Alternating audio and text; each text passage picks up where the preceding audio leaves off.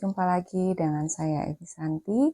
Kali ini saya akan menjelaskan hasil tes Tiffin dengan kepribadian feeling extrovert, yaitu mesin kecerdasannya feeling dan personality genetiknya extrovert. Kertas hasil tesnya seperti ini. Feeling extrovert merupakan kepribadian yang berbasiskan kecerdasan emosi atau perasaan yang proses kerjanya dikemudikan dari luar dirinya menuju ke dalam diri. Sistem operasi feeling extrovert berada di belahan otak bagian kanan bawah, yang dalam bahasa medis disebut limbik kanan. Kemudi kecerdasannya berada di lapisan abu-abu bagian luar atau permukaan otak, di mana tekstur otaknya lebih renggang karena mengandung sel otak lebih sedikit dengan kerapatan yang lebih rendah dibandingkan dengan lapisan bagian dalam. Hal ini menyebabkan feeling extrovert lebih malas untuk bergerak, melakukan aktivitas kecuali ada pengaruh dari luar yang membangkitkan mood-nya untuk bersosialisasi. Bagaimana dengan tipologi fisiknya? Biasanya memiliki fisik yang terlihat lebar dan tebal. Bagian punggung displastik seperti lebih sulit digerakkan dan didukung oleh tulang yang kecil sehingga bawaannya berat. Feeling extrovert juga memiliki jantung dan paru-paru yang besar, sehingga mempunyai kapasitas pernafasan yang kuat dan memompa oksigen yang lebih banyak ke dalam darah. Ia menggunakan pernafasan dalam yang bersumber dari paru-parunya, tetapi karena baterai atau chargernya berasal dari luar, maka ia memiliki kapasitas pernafasan lebih dangkal dibandingkan feeling introvert. Karena feeling extrovert bergantung oleh suplai baterai yang datang dari luar dirinya, begitu menyala, ia akan beraksi sedikit menggebu-gebu. Sifat khas feeling extrovert. Dari sudut pandang dunia psikologi atau aliran perilaku, kepribadian tipe intuiting extrovert memiliki 10 sifat perilaku yang khas, berbeda dari 8 kepribadian yang lainnya. Dapat dibuktikan dan dapat diukur secara psikometrik. Menurut konsep Tiffin, 10 sifat perilaku ini tidak akan berubah dan akan selalu eksis seiring dengan penambahan umurnya. 10 sifat kepribadian tersebut adalah: pertama, empati. Artinya empati. Kedua, toleran, artinya toleran. Ketiga, komunikatif, artinya komunikatif. Keempat, listener, artinya pendengar. Kelima, simpatetik, artinya simpatik. Keenam, persuasive, artinya persuasif. Ketujuh, affectionate, artinya penuh kasih sayang. Kedelapan, enable, artinya penggerak. Kesembilan, considerate, artinya penuh perhatian. Kesepuluh, guiding, artinya membimbing. Pada kertas hasil tes, tetap digunakan bahasa Inggris. Ini dipertahankan supaya definisinya tidak multitafsir.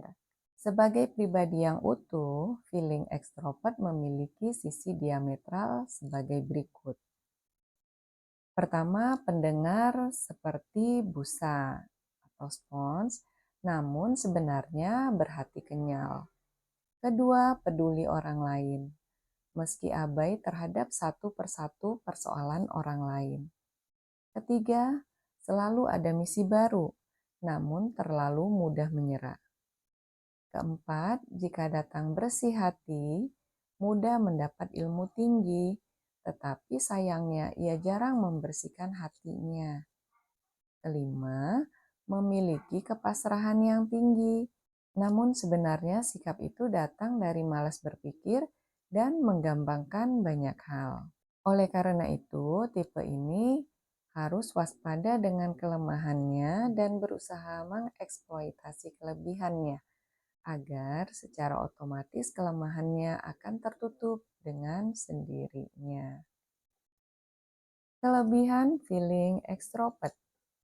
Feeling extrovert memiliki kemampuan pertama, memiliki kemampuan sosial yang melebihi 8 jenis kepribadian lainnya. Kedua, memiliki potensi kekuatan mental yang lebih baik. Ketiga, mampu mendengar bahasa hati orang lain lebih lama. Keempat, mampu menjaga perasaan dan berempati lebih baik dari orang lain. Kelima, memiliki kadar cinta lebih banyak, baik untuk mencintai ataupun dicintai. Keenam, mental untuk berbagi perasaan bersifat lebih meluas. Ketujuh, memberi perhatian pada lebih banyak orang. Kedelapan, kemampuan membesarkan orang lain. Pada fase berikutnya, feeling extrovert menikmati pengaruhnya sebagai kingmaker atau owner dari usaha yang dirintisnya. Dalam mengelola keuangan, ia berani melangkah mengambil resiko yang lebih besar. Bagaimana chemistry feeling extrovert? Yaitu mencari kader dan dikejar cinta. Jalur keberhasilan feeling extrovert terletak dari jumlah orang yang dikader ataupun digembeng hingga berhasil atau sukses dibina olehnya. Jika banyak orang yang ingin dikader feeling extrovert, maka ia harus merespon. Dalam hal ini berarti menerima cinta secara positif. Letak keberhasilan feeling extrovert justru sejalan dengan membesarnya siklus cinta. Feeling extrovert mempunyai peran sebagai coach atau pelatih. Dengan kematangan emosi yang bagus, feeling extrovert lebih suka mencari jalan, mendorong dan membimbing orang lain untuk menjadi pemimpin ataupun meraih impian yang dikadernya. Sementara ia duduk di belakang layar sebagai perintis atau pemilik. Apa yang menjadi target dan harapan feeling extrovert? Yaitu mencetak orang sampai berhasil meraih mimpinya. Bagaimana arah merek feeling extrovert? Sebagai sosok yang dapat dipercaya untuk membangun tim pemenang dan organisasi terbaik. Panggilan jiwa dari tipe ini selalu menginginkan karya tempaan, yaitu hasil gembengannya tertanam dalam tim dan organisasi yang digembengnya. Cara belajarnya bagaimana? Proses belajar yang baik bagi tipe feeling extrovert adalah mendiskusikan mata pelajaran dengan guru atau teman sambil memperbanyak item yang diulang secara verbal. Memotivasi feeling extrovert, yaitu dengan memberi pujian dan didampingi. Apa yang menjadi pilihan sekolah ataupun profesinya?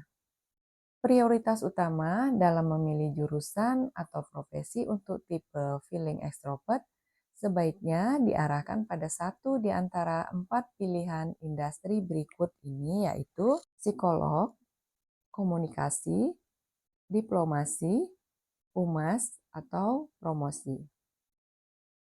Selain itu bisa juga politisi, eksekutif, lawyer, kesenian, investor, negarawan, trainer atau public speaker, administrasi negara, seniman, budayawan, hubungan internasional, salesman, inspirator, motivator, psikiater, konselor, ideolog, personalia, birokrat, aktivis, dan lain-lain. Di masa depan, pilihan profesi akan semakin beragam. Untuk memilih jurusan ataupun profesi sebaiknya, feeling extrovert mempertimbangkan 4 kata kuncinya, yaitu merasakan, pernafasan, memimpin, dan mencintai. Artinya, jurusan atau profesi yang dipilih sebaiknya yang didominasi oleh unsur-unsur yang memerlukan keterlibatan emosi, termasuk kemampuan berkomunikasi dari hati ke hati. Nafas yang panjang atau semangat yang tinggi, profesi yang melibatkan karisma kepemimpinan, serta profesi yang mampu menangkap simpati atau cinta orang lain. Yuk kenali kepribadian kita dengan Stephen Brains sedari dini agar bisa merencanakan dan menentukan profesi yang akan digeluti di masa depan, sesuai dengan bakat secara genetik. Dan fokus satu hebatmu, hanya 5 menit dengan sidik jari. Semoga bermanfaat.